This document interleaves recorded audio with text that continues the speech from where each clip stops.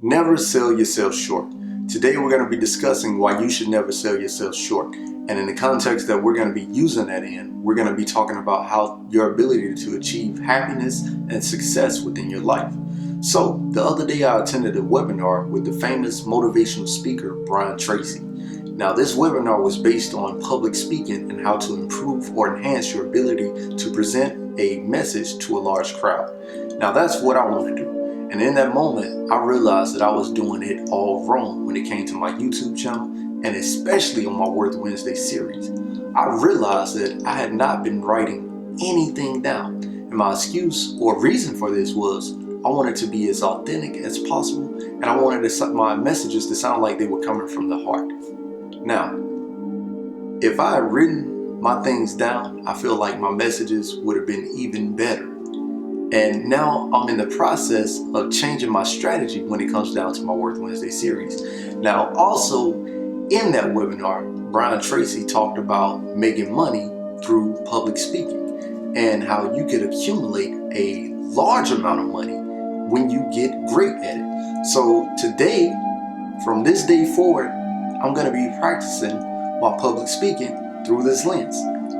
Now, he said never sell yourself short when you have competition. And his thing was, when you have competition and they have their prices set at $500 and everybody else is saying that's too high or whatever the case may be, he said you don't go low. You set your price accordingly. You set your price to theirs, but what you want to do is you want to add more, increase more of your value and increase what you're going to offer to the people in your speech or seminar or whatever, as opposed to what they're going to offer in their speech or seminar. Now, let's focus on what we're here to talk about today. Your ability to achieve happiness and success by never selling yourself short. So the first thing you want to do is you want to live intently, with intent. So you want to wake up in the morning with a purpose. And in my opinion, in order to wake up in the morning with a purpose, you must first plan the night before. So before you go to bed at night, plan the next day. Number 2, you want to be consistent with whatever it is you're doing. When you make a goal, you write down your goals, and you decide that, hey, I'm going to do this, I'm going to do that. Commit to it and stay consistent with it. Next, you need to be an opportunist. Now, being an opportunist, in my opinion, means capitalizing on every opportunity. Leave nothing on the table. Number 4, be optimistic. Don't think negative all the time. When something negative happens in your life, think positive. Turn it into a positive. Find a way to turn it into a positive. Because when you think negative thoughts, you bring on negative energy and you make things worse than what they really are. So be optimistic. Think positive. Think outside of the box sometimes. Just think about it like this. If Michael Jordan had put down that basketball after being cut from his varsity team, he would have sold himself short because he would have never became the famous basketball star that we know him as today. Think about this.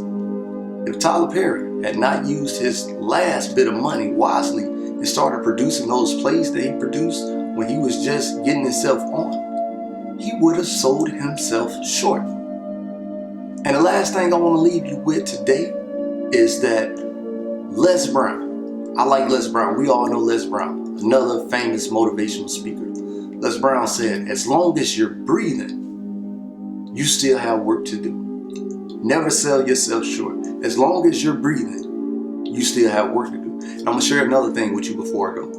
I have a 73-year-old neighbor across the street from me. Very nice guy. Well, he had a heart attack the year before last. And the doctors told him, hey man, you'll never walk again. He was over 300 pounds. He smoked and drank a lot. And he was doing a lot of things. He told me he had lost his sister around that time, and he had to take care of his mother and his niece all by himself. So he had a lot on his plate, and his mother was 95, 96. Now, sadly, his mother just passed away over the Christmas holidays in 2021. But that man, He's not sitting down. He's not stopping for anything. With a heart attack, losing his sister and his mother within 2 years, he's still going. He knows he still has work to do. Now, I don't know if it comes with his military mindset because he has a military background, or just based off the fact that he had a strong work ethic instilled at him at a young age. But he's still going. He's not stopping. He's not selling himself short. Now, he's not able to do the work that he was once able to do. But after the doctor told him he wouldn't walk again, that man gets up every morning around 6 o'clock, and I see him walking around the block. And he's walking fast. He doesn't even resemble a person who's had a heart attack and who's been told that he'd never walk again. So don't sell yourself short, guys. Continue to work, continue to grow, continue to focus on whatever it is that you need to focus on, and keep pushing forward. Never sell yourself short.